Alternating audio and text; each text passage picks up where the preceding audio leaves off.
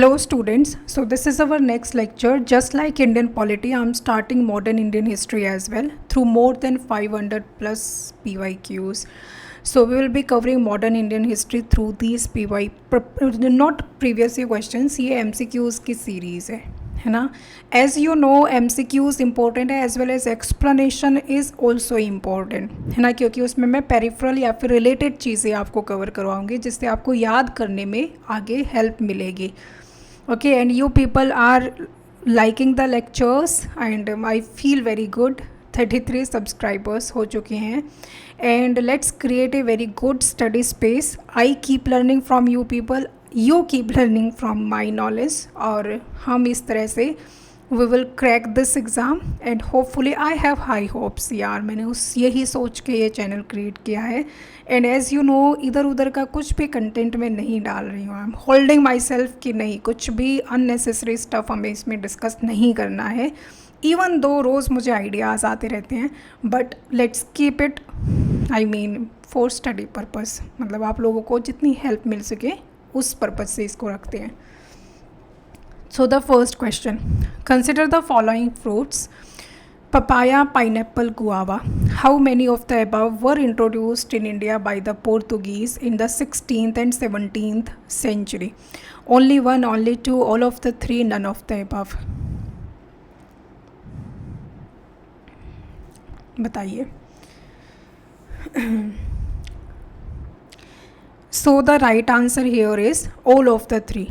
तीनों करेक्ट हैं. All these three fruits were introduced by the Portuguese.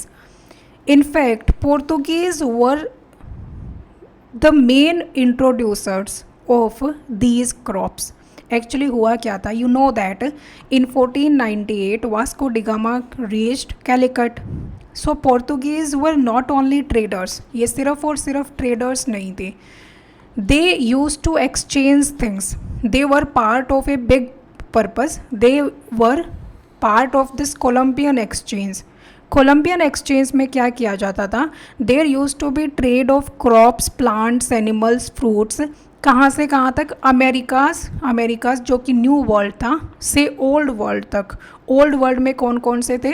Europe था, Asia था और अफ्रीका था. सो ओल्ड वर्ल्ड और न्यू वर्ल्ड के बीच जो एक्सचेंज होता था प्लांट्स, एनिमल्स और क्रॉप्स का, उसमें सबसे इम्पोर्टेंट रोल प्ले किया था पोर्तुगीज़ ने. सो आप देखोगे ना मोस्टली जो ये फ्रूट्स है ना, पपाया, गुआवा, पाइनएप्पल, चिली, ये सारे कुछ पोर्तुगीज़ ने इंट्रोड्यूस किए थे इंडिया में. इसका मेन पर्पस क्या था? इंडियन एग्रीकल्चर को ट्रांसफॉर्म करना, इंडियन क्विजीन को इम्प्रूव करना. जैसे जब से चिली इंट्रोड्यूस हुआ ना इंडिया में, हर food I mean if we go somewhere north east में चले जाओ, सदर्न इंडिया में या वेस्टर्न इंडिया में, चिली एक तरह से स्पाइस बहुत ज़्यादा कंज्यूम किया जाता है ना. सो उसकी वजह से इंडियन क्विजीन चेंज हो गया. हॉर्टिकल्चर को इम्प्रूव करना, ट्रेड को इम्प्रूव करना, अल्टीमेटली ये इनका मेन पर्पस था. Now these were some of the crops. Food crops कौन कौन सी थी जो पोर्तुगीज़ लेकर आए थे? टोमेटो, चिली, स्वीट पोटैटो खाते होगे विंटर्स में, कसावा, टेपियोका ये साबूदाना होता है, पम्पकिन पता ही है, कद्दू, एरो रूट, अच्छा कद्दू वहाँ से आया था, एरो रूट, ठीक है. उसके बाद फ्रूट्स में papaya, pineapple, guava, custard apple. ये एरो रूट बताना यार ये क्या चीज़ है. कमर्शियल क्रॉप्स में cashew nut, tobacco, groundnut, American cotton, rubber. तो मेन आपको याद रखना कैश्यू नट. आपको लगेगा कि ये इंडिया का नेटिव है बट नहीं है. टोबैको ये भी पोर्तुगीज़ लेकर आए थे. ये ज़्यादातर एक्चुअली या तो सेंट्रल अमेरिका से लाते थे या फिर साउथ अमेरिका से लाते थे, वहाँ की नेटिव क्रॉप्स थे ये. ग्राउंड नट भी ये लोग लेकर आए थे, रबर भी ये लोग लेकर आए थे. वैसे रबर हमारे यहाँ नेटिव नहीं है और हम लोग बहुत ज़्यादा रबर, पाम ऑयल ये सब इंपोर्ट भी करते हैं. हम इंडोनेशिया से इंपोर्ट करते हैं. रबर कल्टीवेशन हमारे यहाँ केरला में होती है. रबर, कैश्यू नट ये सब लेटराइट सॉइल मेनली इसमें यूज़ की जाती है. अंडरस्टूड. चलो नेक्स्ट क्वेश्चन. ये छोड़ दो यार, ये मिडिवल इंडिया का है, इसको मैं बाद में कवर कर दूंगी. मिडिवल इंडिया अगर हम पढ़ेंगे तो. चलो next question. With reference to the presence of Portuguese in India, consider the following statements regarding कारताज system. It was introduced by Alfonso de Albuquerque, the Portuguese governor in India. It was a tariff system under which Portuguese textiles were imported into India at very nominal or zero import duties. One only, two only, both one and two, neither one nor two.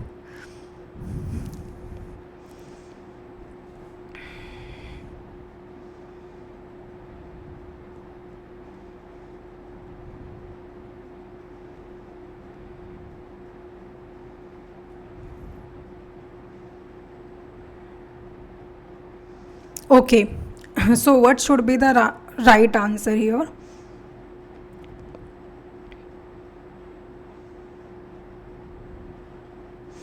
हाँ, it was introduced by Alfonso de एल्बुक्रेक.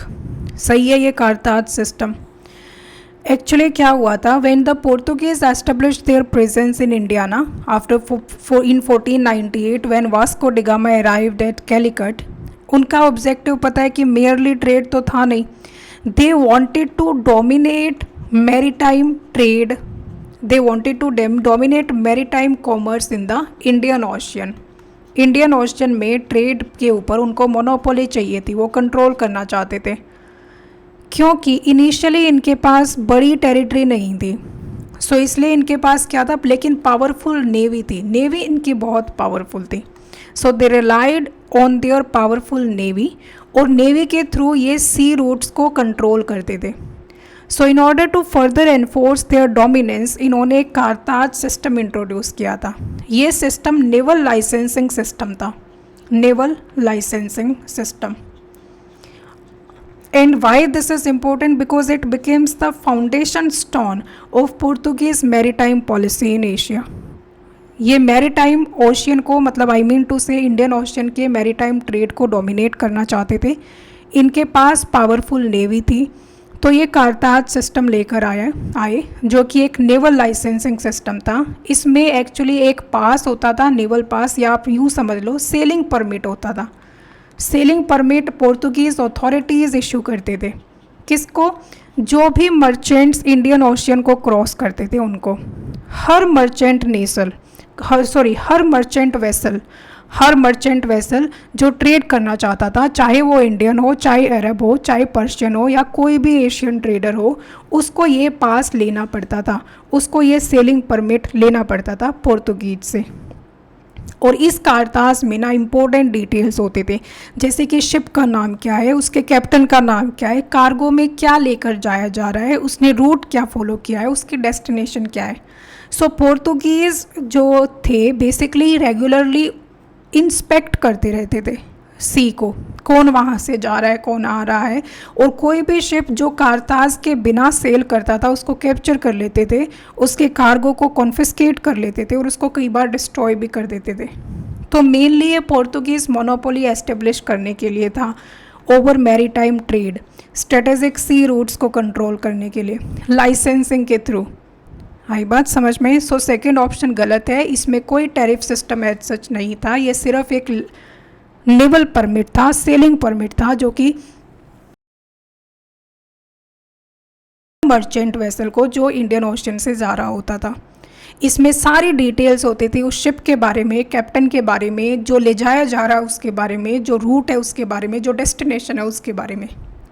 सो 1 बिल्कुल correct है, 2 is not correct. ठीक है. और so कारताज was a naval pass system introduced by Portuguese in the Indian Ocean. All merchant ships sailing in the Indian Ocean had to obtain this pass from Portuguese authorities. Ships without a valid cartas could be seized, their cargo confiscated or destroyed. इसका main objective था to establish Portuguese monopoly over maritime trade, control strategic sea routes, collect revenue and regulate commerce. Now in this कारताज system mandatory था licence लेना merchant vessels के लिए. उसमें जो details mentioned होती थी, name of the ship, name of the captain, name of the cargo, route and destination, enforced by the Portuguese navy. किसको अप्लाई होता था? इंडियंस, अरब्स, कोई भी merchant, other Asian merchants. It was not a custom tariff और import duty system. इसमें किसी तरह का कोई टैरिफ नहीं लगता था. They wanted to establish monopoly over Indian Ocean trade. They controlled many important ports such as Goa, Diu, and Daman. Used naval superiority to regulate commerce. Ships without a cartas faced confiscation or attack. Vasco da Gama reached Calicut 1498 में. Francisco de Almeida ने शुरू किया था blue water policy. ये भी उसी से related थी, मोनोपोली से रिलेटेड. आगे हम पढ़ेंगे इसके बारे में. अल्फोंसो डी अल्बेक्रेक, इन्होंने गोवा को कैप्चर किया था 1510 में. इनफैक्ट ये PYQ भी है. एंड स्ट्रेंथन द कारताज सिस्टम. सो कोई आपसे पूछे कि who was the Portuguese person who strengthened the Carthage system, तो वो अल्फोंसो डी अल्बेक्रेक था. चलो next question. With reference to Indian history consider the following statements. The Dutch established their factories or warehouses on the east coast of lands granted to them by Gajapati rulers. Alfonso D. Albuquerque captured Goa from Bijapur Sultanate. The English East India Company established a factory at Madras on a plot of land leased from a representative of the Vijayanagara Empire. 1 and 2 only, 2 and 3 only, 1 and 3 only, 1, 2 and 3. देखो जो first statement कह रहा है वो तो क्या है कि डच ने अपनी जो फैक्ट्रीज थी वो east coast of land, east coast पर एस्टेब्लिश की थी और गजपति रूलर्स ने उनको लैंड ग्रांट करी थी. सेकेंड ऑप्शन कह रहा है कि अल्फोंसो डी अल्बुक्रेक ने गोवा को कैप्चर किया था बीजापुर सल्तनत से. थर्ड ऑप्शन कह रहा है कि जो ईस्ट इंडिया कंपनी है उसने मद्रास में फैक्ट्री एस्टेब्लिश की थी और उसको जो लैंड थी that was leased from the Vijayanagara empire representatives. चलिए बताइए.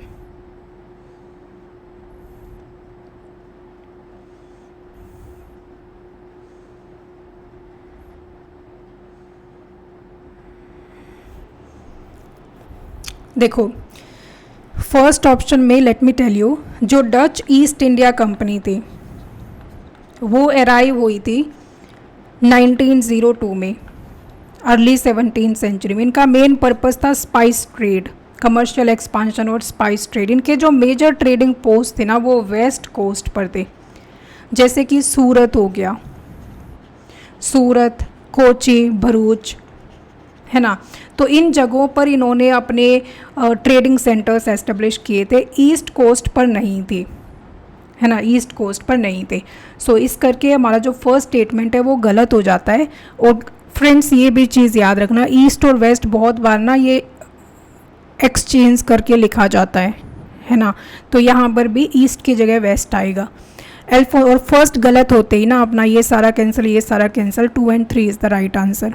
अब second option, Alfonso de Albuquerque captured Goa from Bijapur सल्तनत. मैंने पिछले ही क्वेश्चन में बताया था 1510 में ही कैप्चर्ड गोवा.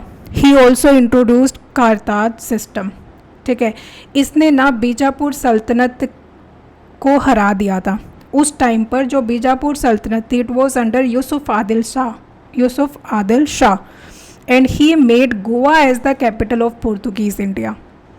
ठीक है, इसने ना स्ट्रेंथन किया था पोर्तुगीज़ को, उसकी नेवल पावर को, उसकी पॉलिटिकल पावर को स्ट्रेंथन किया था. एंड गोवा बहुत टाइम तक पोर्तुगीज़ का हेड क्वार्टर भी रहा था, पोर्तुगीज़ हेड क्वार्टर.